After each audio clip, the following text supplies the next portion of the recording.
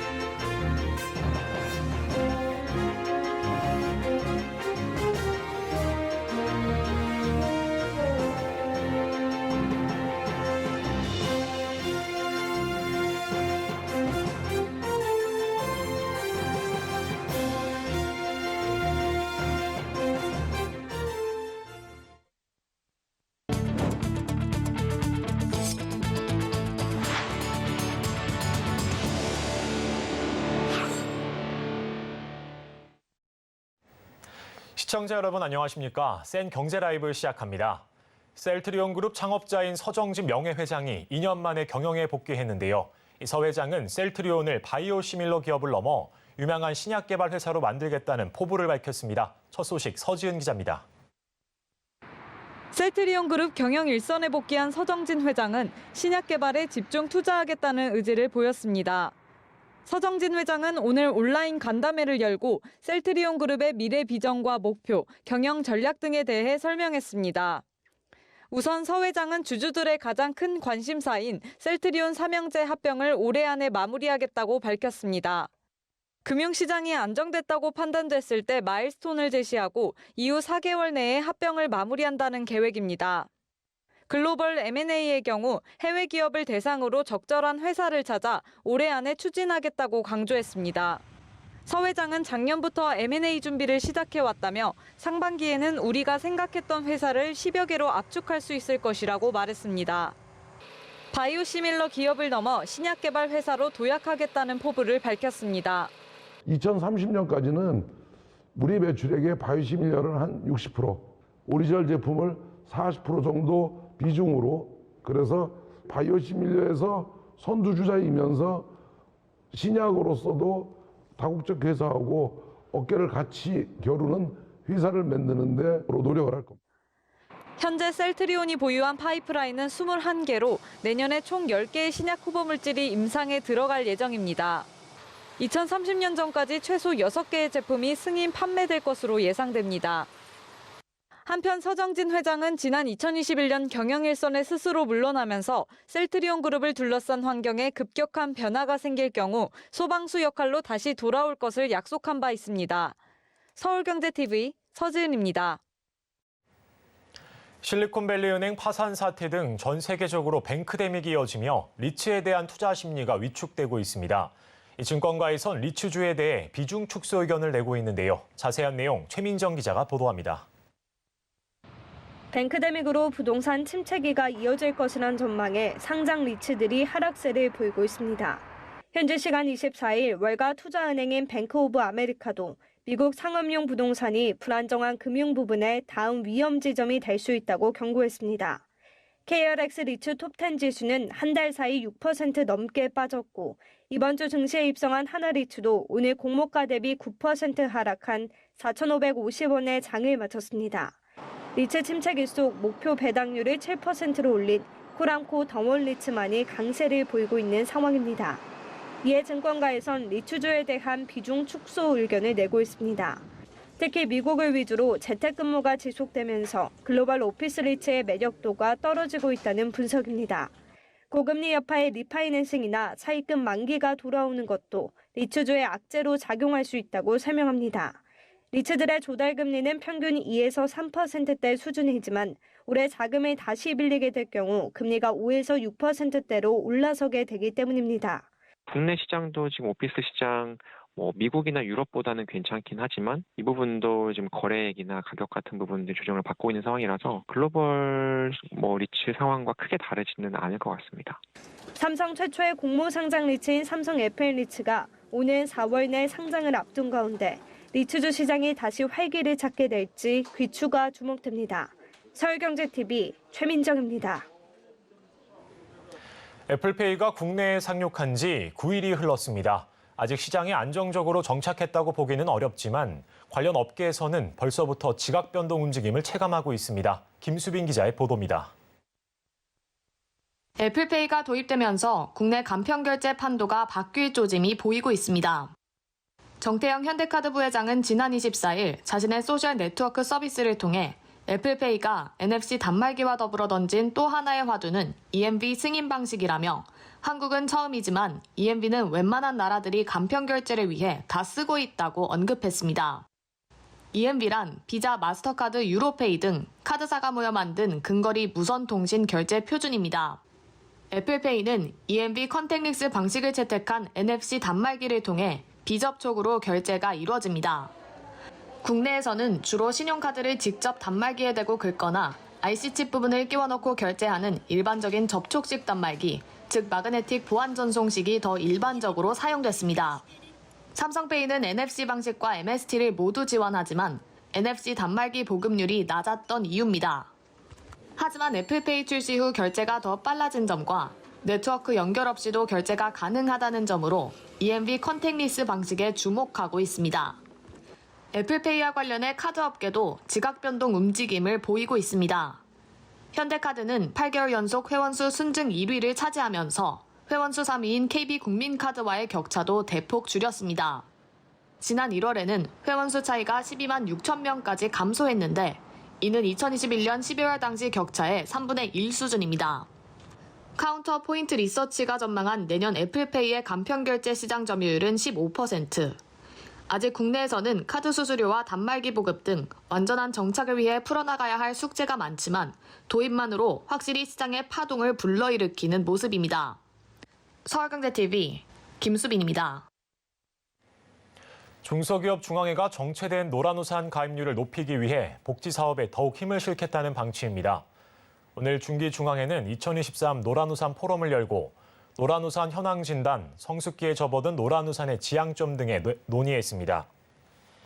노란우산은 소상공인의 폐업 등 생활안정 등을 위해 제공하는 소득공제 제도로 현재 가입자는 167만 명에 이릅니다. 하지만 최근 낮은 복지 체감도와 저조한 수익률 등으로 지난해 신규 가입률은 전년 대비 10% 줄어든 것으로 나타났습니다. 김기문 중기중앙회 회장은 이번 포럼은 노란우산의 역할을 재정립하고 성숙기 노란우산 지향점에 대해 고민하는 자리라며 신규 복지 사업을 추진해 소기업 소상공인이 대기업 수준의 복지를 누릴 수 있도록 노란우산이 앞장서 노력하겠다고 밝혔습니다. 기아가 오늘 전동화 SUV 더 기아 EV9을 세계 최초로 공개했습니다. 이 플래그십 모델답게 배터리의 성능부터 각종 편의사양까지 혁신적인 기능을 갖추었는데요. 성나균 기자입니다. 기아의 더 기아 EV9이 베일을 벗었습니다. 오늘 전 세계에 소개된 EV9은 전기차 전용 플랫폼 eGMP에 기반한 기아의 두 번째 모델로 플래그십 전동화 SUV입니다. 혁신적인 디자인과 최첨단 기술을 통해 운전 경험을 한 단계 끌어올릴 수 있는 기아의 전용 플래그십 SUV 전기차 EV9을 개발하기 위해 열심히 노력해 왔습니다. 가장 눈에 띄는 점은 배터리의 성능입니다. EV9은 99.8kWh 대용량 배터리를 탑재하는 등 1회 충전 시 500km 이상의 주행 가능 거리를 달성하는 것을 목표로 하고 있습니다. 여기에 350kW급 충전기로 25분 만에 배터리 용량을 80%까지 충전할 수 있도록 지원하는 멀티 초급속 충전 시스템을 갖춰 전기차의 단점으로 꼽히는 충전 시간도 단축할 것으로 기대됩니다. 소프트웨어 중심 자동차의 면모도 갖췄습니다. EV9에는 차량의 각종 기능을 최신 상태로 유지할 수 있는 무선 소프트웨어 업데이트 기술과 더불어 레벨3 자율주행 기술이 적용돼 고속도로 주행 시 운전자가 조작하지 않아도 안전한 주행이 가능할 전망입니다. 대형 SUV답게 넉넉한 실내 공간을 확보한 점 또한 특징입니다. EV9은 총 4종의 시트 구성으로 고객에게 편안한 이동 경험을 선사할 것으로 기대됩니다. 최대 40kg까지 적재할 수 있는 프론트 트렁크는 전자식 후드레치를 탑재해 스마트 키 등으로 손쉽게 열고 닫을 수 있습니다. As you know, this is our second vehicle on the EGMP platform. Really an excellent platform that has allowed us to create a lot of space, a lot of roominess. 기아는 2분기 중 국내 기준으로 확정된 1회 충전 주행 가능 거리와 상세 트림별 사양 운영안을 공개하고 국내 고객을 대상으로 사전 계약을 실시할 예정입니다. 서울경제TV 성낙윤입니다. 포항 환호공원에 설치된 스페이스워크가 국내외 관람객들의 눈길을 사로잡고 있습니다. 마치 구름 위를 걸으며 우주를 유영하는 듯한 체험을 할 수 있어 관심을 모으고 있는데요. 알고 보니 이 체험시설, 포스코가 기획부터 제작, 설치까지의 기증한 작품입니다. 김효진 기자입니다. 포항 환호공원에 롤러코스터처럼 생긴 거대한 조형물이 서 있습니다. 가로 60m, 세로 57m, 높이 25m의 이 곡선형 조형물은 스페이스워크로 포스코와 포항시가 2019년 4월 환호공원 명소와 협약을 맺고 2년 7개월에 걸쳐 건립했습니다. 포스코는 2021년 11월 18일 스페이스워크를 완공하고 포항 시민들에게 이 조형물을 기부했습니다. 포스코는 포항시와의 상생, 화합을 상징하는 스페이스워크를 제작해 기증했으며 스페이스워크가 많은 시민들의 사랑을 받아 대한민국 대표 랜드마크가 되길 기원합니다. 총 길이 333m의 철 구조물 트랙을 따라 걸으면 환호공원과 포항제철소, 영일대 해수욕장 등 주변 풍광을 한눈에 조망할 수 있습니다. 공중에 설치된 철길을 따라 걸으면 우주 공간을 유영하는 것 같다는 뜻에서 스페이스워크라는 이름이 붙여졌습니다. 멀리서 보면 마치 환호공원에 내려앉은 구름 모양 같기도 해 클라우드라는 애칭으로도 불립니다. 조형물에는 317톤의 포스코산 철강제가 사용됐습니다. 특히 해안가에 위치한 점을 감안해 부식에 강한 프리미엄 스테인리스 강제가 적용됐습니다. 또한 안전을 최우선으로 법정 기준 이상의 풍속과 진도 6.5의 지진에도 견딜 수 있도록 설계하고 동시 수용 인원을 250명 이내로 제한해 인원 초과 시 출입 차단 장치가 자동 작동하도록 했습니다. 포스코는 체험형 예술작품으로서의 가치를 높이기 위해 파트 하나하나를 수작업으로 마무리했습니다. 계단 717개의 작은 부분까지 신경 써 제작했고 맑은 날 햇빛을 받으면 빛나도록 가공했습니다. 스페이스워크를 디자인한 독일계 부부 작가 하이케 무터와 울리히 겐츠는 철로 그려진 우아한 곡선과 밤하늘을 수놓은 조명은 철과 빛의 도시 포항을 상징하고 포항의 정체성을 담아 작품을 디자인했다고 밝혔습니다. 포항의 풍경과 제철소의 야경, 영일만의 일출과 일몰을 감상할 수 있는 스페이스워크에 국내를 넘어 해외 관람객들까지 관심이 모아지고 있습니다. 서울경제TV 김효진입니다. 한국토지주택공사 LH가 건설 현장 불법 행위를 근절하기 위해 두 번째 경찰 수사를 의뢰했는데요. 앞으로 불법 행위 신고 인센티브 등을 주는 방안도 검토하고 있다고 밝혔습니다. 서청석 기자입니다. 건설노조의 채용 요구를 받아들이지 않아 100일간 중단된 아파트 공사. 건설노조 채용 강요 및 협박 공사 방해로 금품 갈취. 한국토지주택공사의 공사 현장 불법 행위 적발 내용 중 일부입니다. 한국토지주택공사 LH는 전국 235개 건설 현장에서 불법 행위를 조사하고 확인된 18개 건설 현장의 불법 의심 행위 51건에 대해 경찰에 수사를 의뢰했습니다. 항목별 불법 행위는 전인비, 발전기금 등 요구 15건, 타워크레인 원래비 지급 12건, 채용 강요 11건, 업무방해 8건, 기타 5건 등입니다. LH는 이달 말까지 전국 건설 현장 불법 행위 조사를 완료하고 추가로 드러난 불법 의심 행위에 대해서는 유형별로 민형사상 엄정한 조처를 한다는 계획입니다. 지난 창원 명곡 현장 민사상 손해배상 청구에 이은 이번 수사 의뢰는 안전하고 건강한 대한민국 건설 문화를 만들기 위한 것이고 LH는 앞으로도 건설 현장 불법 행위를 뿌리 뽑는데 앞장서겠습니다. 수사 의뢰와 함께 타워크레인 조종사의 불법 부당행위 근절을 위한 대책도 마련 중입니다. 타워크레인 조종사의 태업행위 등을 모니터링하고 불법, 부당행위를 확인 시 지역본부의 TF 현장팀을 활용해 즉시 신고하도록 할 방침입니다. 기존 건설사와 타워크레인 임대사업자가 계약을 맺은 후 임대사업자가 타워크레인 조종사와 계약을 체결하던 방식에서 건설사가 조종사를 직접 채용하는 것을 의무화하도록 하는 방안도 검토하고 있습니다. 특히 건설업계에서 자발적으로 건설 현장 불법행위 근절에 참여할 수 있도록 불법행위를 신고할 시 공공입찰 가점부여, 신고 의무 부과 등 제도 개선에도 나선다는 방침입니다.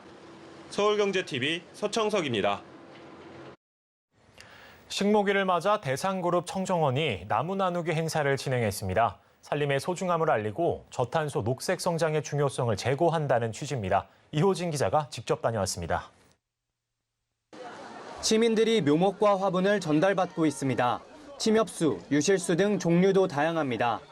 대상그룹은 오늘 오전 서울 청계광장에서 2023 청정원 희망의 나무 나누기 행사를 열고 시민들에게 총 4,000본의 묘목과 화분을 무료로 전달했습니다. 이번 행사에서 시민들이 나눔받은 식물은 소나무, 잣나무, 두릅나무, 산수유나무, 매실나무, 앵두나무 등 6종의 묘목과 공기정화식물 화분 10종입니다. 개수는 1인 2본으로 제한됐습니다. 탄소 중립을 목표로 온실가스 감축 활동을 이어오고 있는 대상그룹은 매년 식목일을 앞두고 희망의 나무 나누기 행사를 진행하고 있습니다. 다양한 나무 묘목과 공기정화 식물의 나눔 활동을 통해 미세먼지 문제를 개선하고 공기를 정화해 저탄소 녹색 성장을 실현하자는 바람을 담았습니다. 오늘 여기 참여해 주시는 우리 시민 여러분들께서도 나무를 심고 가꾸어서 이런 환경을 지키는 친환경 행사에 적극 동참해 주시길 바라며 저희 대상 주식회사도 이런 환경 지킴을 위한 오늘 행사에서는 묘목 나눔 외에도 한국산림복지진흥원으로의 기부금 전달과 청정원 대학생, 주부봉사단의 친환경 실천 선언문 발표가 있었습니다. 청계광장을 찾은 시민들이 참여할 수 있는 체험 행사도 마련됐습니다. 한편 대상그룹은 이 외에도 탄소 중립을 위한 다양한 친환경 사업들을 전개해 나가고 있습니다. 지난 1월에는 농가 온실가스 감축 설비 지원 사업의 일환으로 전북 정읍시 따옴농장에 에너지 절감 설비 공기열 히트펌프를 설치했습니다. 또한 지난해 8월 인수한 폐기물 처리 기업 홍보에너지를 활용해 음식물 폐기 과정에서 발생하는 스팀을 인근 공장 가동에 활용할 계획이라고 밝혔습니다. 서울경제TV 이호진입니다.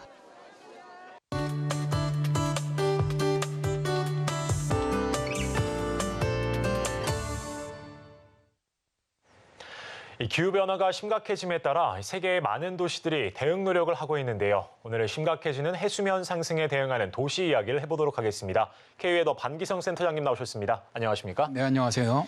예, 센터장님, 이 폭염이나 홍수 등이 도시를 위협하는 재난들이 요새 좀 전 세계적으로 갈수록 늘고 있는데요. 예, 하지만 이런 재난들도 대비만 잘하면 피해를 좀 최소화할 수 있지 않습니까? 아, 그렇습니다. 올해 정말 최악의 재난이 튀르키예 그리고 시리아 쪽에서 발생을 했죠. 예. 거의 뭐 사망자가 5만 명 이상의 사망자가 발생을 했고 엄청난 재산 피해가 발생을 했는데요. 자, 그런데 이제 지진의 사망자 대부분은 건축물이 붕괴되면서 그 밑에 깔려서 피해를 당하는 경우입니다. 이번 대지진에서 단 한 명의 사상자도 그런데 발생하지 않은 도시가 있었는데요. 바로 튀르키 에르진이라는 도시죠. 이 도시는 이번 지진 피해를 입은 10개 주에 포함된 도시로 주민이 한 4만 2천 명 정도 됩니다. 그런데 이 도시에는 사망자와 부상자도 없었고 건물도 무너지지 않아서 잔해조차 없었다고 합니다. 이처럼 이 도시의 피해가 전혀 없었던 가장 큰 이유는 엘마 소울루 시장의 결단력 때문이었는데요. 그는 일체 불법 건축을 허용하지 않았다고 합니다. 튀르키예는 BBC 보도에 의하면 정부 관료와 건축업체의 결탁으로 부실 건물이 많이 지어지는데 이곳에서만 일체 부실 건물이나 불법 건축이 없었다는 것이죠. 그는 이런 정책을 시행을 하면서 수많은 의학과 비판을 받았음에도 건축은 지진이 자주 발생하는 튀르키예에서는 주민의 안전과 직결된 만큼 정치에 개입시키지 않으려고 노력했다고 말을 하고 있습니다. 네, 대비만 잘 되면 이 강력한 재난이 와도 피해를 최소화할 수 있음을 잘 보여준 사례라고 할 수 있겠는데요. 그렇다면 이 해수면 상승에도 성공적으로 대응한 사례가 있습니까? 네, 그렇습니다. 지금 뭐 강력해지고 있는 태풍이라든가 폭풍 이런 또 해수면 상승으로 인해서 해안 도시들의 피해가 좀 늘어나고 있거든요. 예. 이런 해안 도시들의 방비만 잘 되면 이런 해안 도시들도 피해를 줄일 수가 있습니다. 예를 들어서 2011년 동일본 대지진과 지진해로 인해서 일본 동부 지역이 아주 초토화되었죠. 이때도 한 마을은 촌장의 고집으로 단 한 명의 인명피해나 재산 피해가 없었습니다. 예. 이와떼현 북부에 있는 후다이 마을은 다른 해안 마을과 달리 해안과 하천에 15.5m의 방조제와 수문을 만들었는데요. 건설 비용이 모두 36억 엔이나 되면서 마을 주민들 사이에서는 쓸데없는 돈을 낭비한다고 반대의 목소리가 있었죠. 그러나 당시 이 마을의 촌장인 와무라 고토쿠는 15.5m 높이의 제방을 끝까지 양보하지 않았습니다. 그는 1860년 또 1970년대 15m 쓰나미가 마을을 덮쳤던 기록, 또 1896년과 1933년에 두 차례의 쓰나미로 439명이 숨진 적이 있었기 때문에 미리 대비를 해야 한다는 신념으로 이 제방을 쌓았던 것이죠. 네, 이렇게 말씀을 들어보니 갈수록 강력해지는 재난을 고려해보면 평소에 과하다 싶을 정도로 대비를 해두는 게 좋겠다는 생각이 드는데요. 이 해수면 상승의 경우에는 이 해안가 저지대들이 아예 물에 잠기게 되는 게 문제지 않습니까? 어떤 대비가 있겠습니까? 그렇습니다. 이제 IPCC 6차 보고서를 보면은 예. 빙하가 높고 아무래도 이제 심해 온난화로 인해서 해수면 높이가 계속 상승하고 있고요. 더 많고 강한 폭풍이 발생할 것으로 전망하고 있거든요. 2000년보다 2100년에 해수면 상승은 매우 낮은 온난화 시나리오에서도 0.28에서 0.5m, 매우 높은 시나리오에서는 0.63에서 1.01m를 예상을 했습니다. 그러나 유엔은 지금과 같은 탄소 배출 속도가 계속된다면 2100년에 가면 2m, 2300년에는 거의 3에서 15m까지 상승할 것으로 예상을 했는데요. 이렇게 해수면이 상승하게 되면 해안에 위치한 해안 도시들은 당장 해수면 상승 피해뿐만 아니라 강해지는 폭풍이라든가 쓰나미 피해도 커질 거라는 겁니다. 그래서 이에 대비하는 유럽 항구 도시의 프로젝트가 있는데요. 독일 함부르크의 하펜시티 프로젝트는 제방을 쌓는 대신에 원래의 해발 5.5m 토지 높이를 2m를 더 쌓아 올렸습니다. 가을철 폭풍 해일을 대비를 하고요. 홍수 시에 이곳으로 유입되는 빗물 위험을 줄이기 위해서인데요. 이 사업은 1,584제곱킬로미터의 항구 부지에 7,500채의 주택, 여러 개의 대학과 함께 4만 5천 개 일자리를 만드는 사업입니다. 모든 건물은 인공 안반위에 세워지고요. 도로와 다리도 해발 7.5에서 8.5m 이상의 홍수방지 높이에 위치를 하고요. 폭풍 시에도 교통과 일상생활이 중단되지 않도록 그렇게 설계가 되었습니다. 예. 그리고 덴마크 코펜하겐 같은 경우는 2,000제곱킬로미터의 부지에 최대 8만 명이 들어갈 수 있는 주택, 또 사무실을 만드는 재개발인 누르드하운 프로젝트를 지금 진행 중에 있는데요. 여기서도 건물 기초를 높이고요. 또 빗물 통로 역할을 하는 녹지 공간을 설치하고요. 장벽에는 철제보다 암석을 많이 사용을 해서 탄소 발족을 크게 줄여가고 있습니다. 또 이곳에 들어서는 건물은 탄소 배출량을 인증받아야 한다고 합니다. 예, 그렇다면 우리가 이 해수면 상승을 중단시킬 수 없다면 언젠가는 이 제방과 방벽의 높이를 높여 대비하는 게 좀 한계가 있어 보이는데요. 그렇습니다. 이 제방을 높이 쌓아 올렸다가 한계를 느낀 나라가 네덜란드입니다. 예. 이 네덜란드는 그래서 다른 나라와 좀 다른 방법을 지금 사용하고 있는데요. 페이노르트시티 개발에는 26만 제곱미터의 주택, 6만 4천 제곱미터의 상업 공간, 8만 3천 제곱미터의 프로축구 클럽 경기장이 들어서는 복합 용도 재개발로 무리에 뜨는 플로팅 프로젝트입니다. 해수면 높이에 따라 도시 높이가 달라지는 건데요. 또 홍수 피해를 줄이기 위해서 광장을 만들어서 보통 때는 농구장 같은 일반인 스포츠 공간으로 활용을 하지만 홍수와 폭우 때는 빗물을 모아 배출하는 임시 저수지를 활용하라는 것이죠. 우리나라 바다 수위가 세기 말에는 최소한 1m 이상이 더 높아지게 되는데 이에 대한 대응 방안 정말 속히 나왔으면 좋겠습니다. 예, 지금까지 해수면 상승에 관한 이슈 K웨더 반기성 센터장님과 짚어봤습니다. 오늘 말씀 고맙습니다. 네, 감사합니다.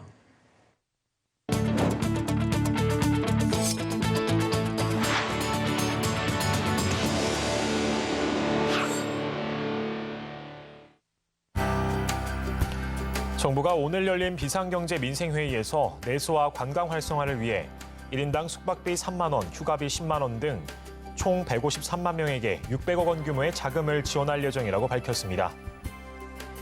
중소기업 10곳 중 8곳은 한일 정상회담을 계기로 향후 일본과의 경제 교류 확대에 긍정적 반응을 보였습니다. 기업들은 대일 수출 확대, 인적 기술 교류 확대 분야에 기대감을 드러냈습니다.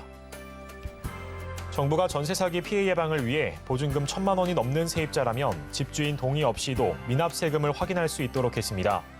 다음 달 3일부터 전국 세무서에서 열람 신청이 가능합니다. 이복현 금융감독원장이 오늘 블룸버그 인터뷰에서 외국인 투자자에게 매력적인 시장으로 만들기 위해 조치를 취할 것이라며 금융시장 변동성이 완화되면 올해 중으로 공매도 해제를 검토할 것이라고 밝혔습니다.